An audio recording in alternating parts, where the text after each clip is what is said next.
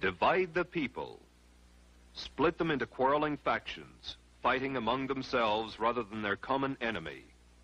This is the comrades' first rule for the conquest of any country. For well do they know from long experience that the nation so divided and weakened can be easily conquered from within. The communists disdain to conceal their views and aims. They openly declare that their ends can only be attained by the forcible overthrow of all existing social conditions. The most powerful enemy can be conquered only by exerting the utmost effort and by thoroughly, carefully, attentively, and skillfully taking advantage of even the smallest rift, of every antagonism of interest among the various groups or types within the various countries. With phase one, that of dividing the population, completed, the revolutionists were ready to move into phase two of the communist blueprint for takeover. Create the appearance of popular support. In every country now part of the Red Slave Empire, the actual number of Communist Party members at the time of takeover has been less than 1% of the total population. As Lenin phrased it, communism must be built with non-communist hands.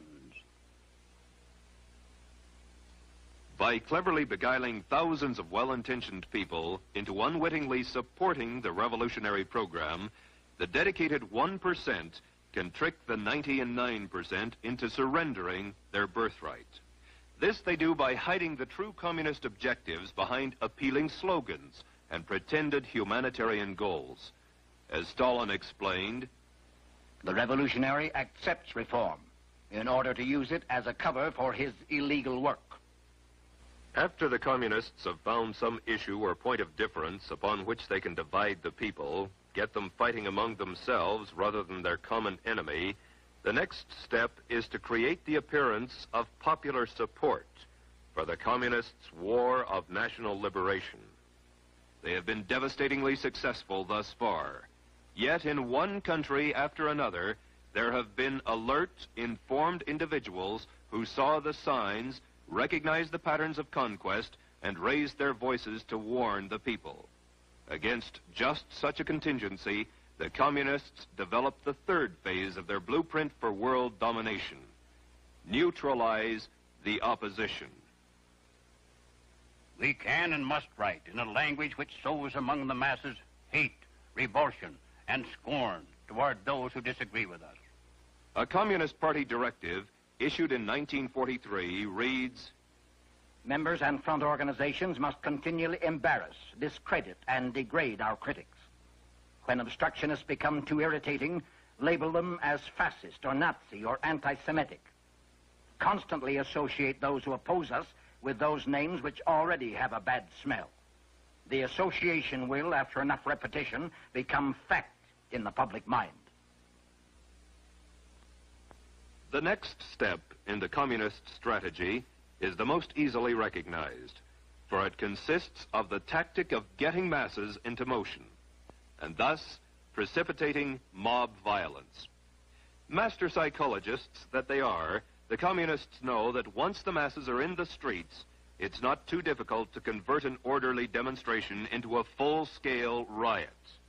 They know, too, that when rioting occurs, police and military forces of the government must move to restore law and order, and thus they have the first visible signs of revolution.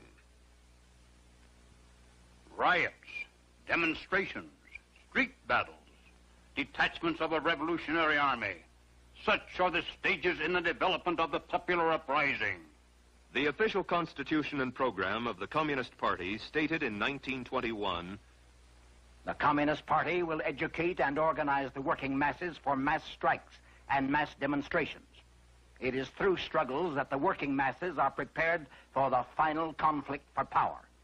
As these strikes grow in number and intensity, they acquire political character through unavoidable collision and open combat with the capitalistic state.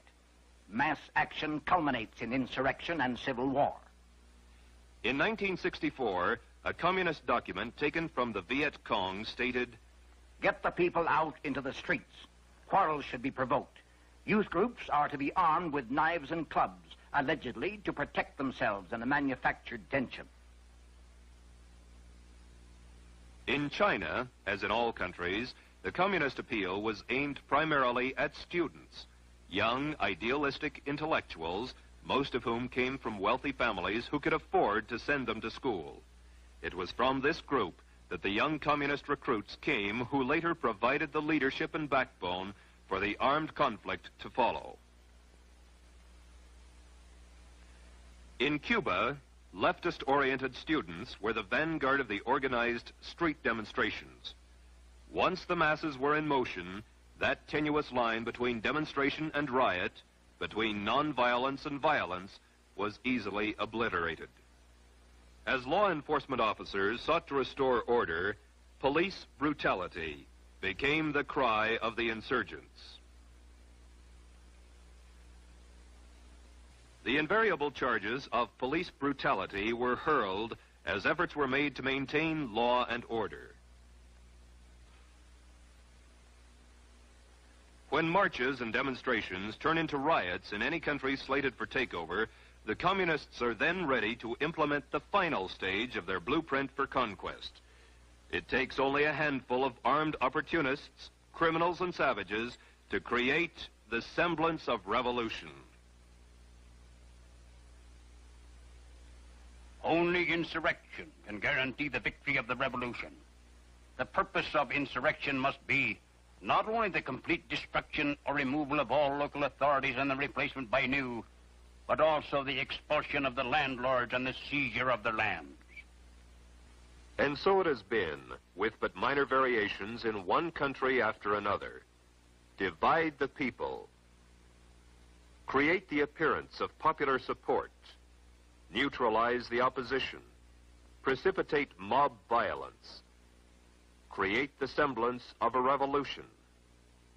An accurate summary of Lenin's strategy for the conquest of the world is as follows. First, we will take Eastern Europe. Next, the masses of Asia. Then we shall encircle the last bastion of capitalism, the United States of America. We will not have to attack. It will fall like overripe fruit into our hands.